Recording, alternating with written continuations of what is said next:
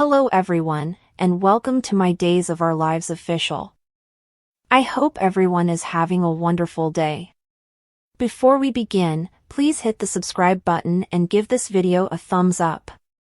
In Poplar Bluff, Jack held the bracelet he and Chad had recovered.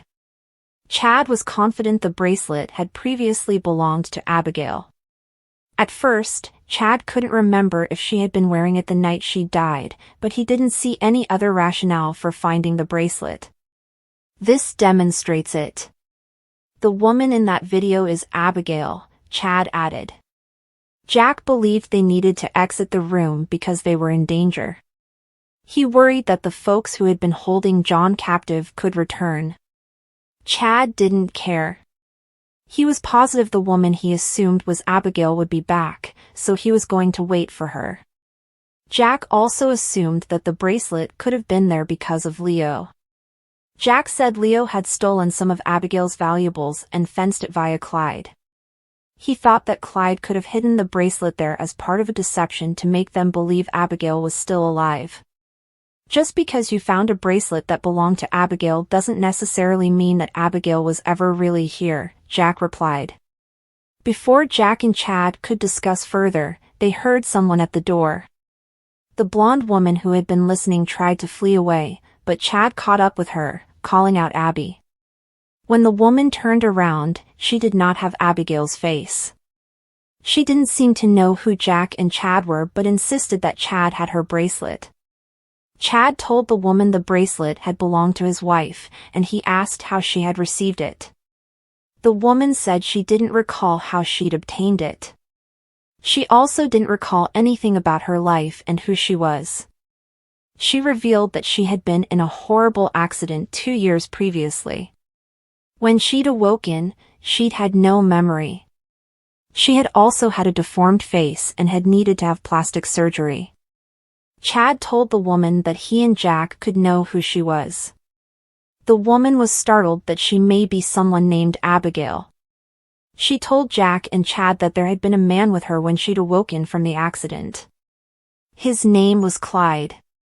Chad showed the woman a picture of Clyde. She stated that was the man she had met. The woman told Chad and Jack that Clyde had told her that evil people had been chasing her, so he'd brought her to the room they were in to keep her safe. A woman had taken care of her, so Chad figured her name was Goldman. The woman said that was her name. When Goldman had seemed to disappear, the woman had gone off to find her but hadn't had any luck. When Jack reported finding John in the room, the woman had no idea who John was. The woman was astonished when Chad requested her to return with them to Salem. The woman was hesitant.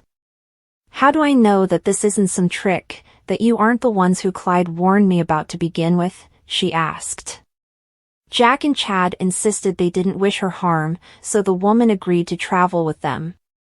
Marlena was overjoyed when she came into her living room and spotted John standing there.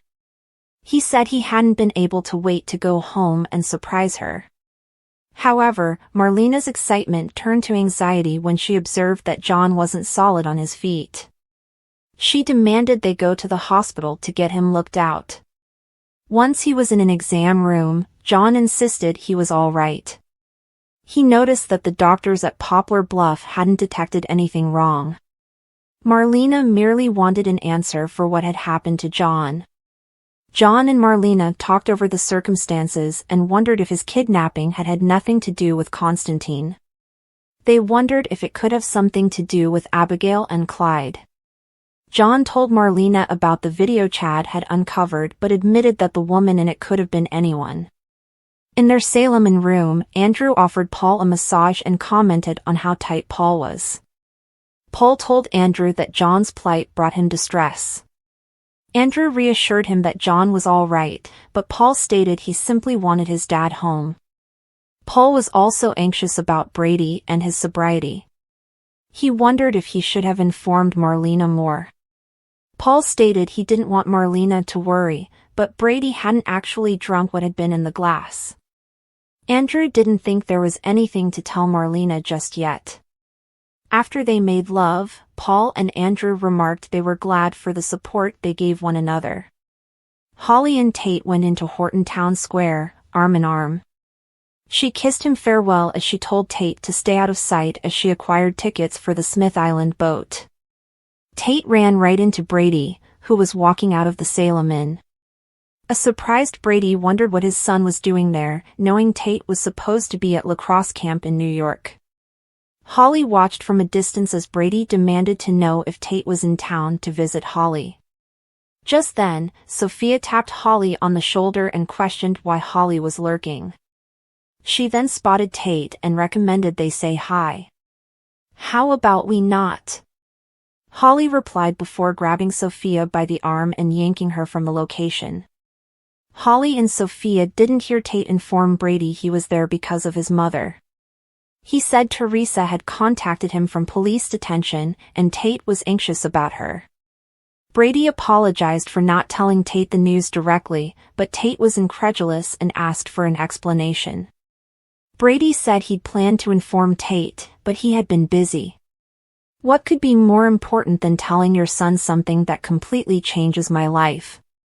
Tate asked. Brady stated that he hadn't handled Teresa's deception and arrest effectively. When she returned to town the previous year, Brady had sincerely hoped Teresa had turned her life around, but evidently, she hadn't. Tate realized Brady still loved Teresa. Brady ignored that topic. Instead, he regretted some things that hurt him, including not having custody of Rachel. After Tate heard about his father's many emotional troubles, Tate urged he return from camp for good to be there for Brady. Tate was astonished and saddened when Brady didn't agree. As they argued, Andrew and Paul interrupted. Brady indicated that Tate was anxious about Teresa, but Andrew had good news. EJ had agreed to the plan, thus Teresa would only have to serve 6 months at Statesville. Andrew requested Tate to join him at the Salem police station to meet Teresa before she was relocated. After he said farewell to Teresa off-screen, Tate called Brady from Horton Town Square and stated he was at the airport, ready to travel back to camp. When Brady and Tate hung up, Holly located Tate so they could head back to Smith Island. Meanwhile, Holly took Sophia to outside the Brady pub. Holly reminded Sophia that she and Tate couldn't be seen together. Holly also pointed out that she had held up her half of the arrangement to make sure Sophia didn't rat her and Tate out. Sophia agreed that was accurate but wanted to know where her money went, including tips. Holly handed over the cash. Sophia pointed out that Holly had to really be into Tate if she was prepared to work at the bistro for free just so Sophia wouldn't rat them out. Sophia questioned if Holly and Tate had had sex yet, but Holly informed Sophia it was none of her business. Sophia understood that meant no and wondered what Holly was waiting for. Sophia thought Tate could be gay. She sought an explanation for why Holly and Tate had not been intimate yet. Holly said Tate was not gay and that Tate was going through a lot at that point and not thinking about sex. Sophia stated that Holly might have to make the first move.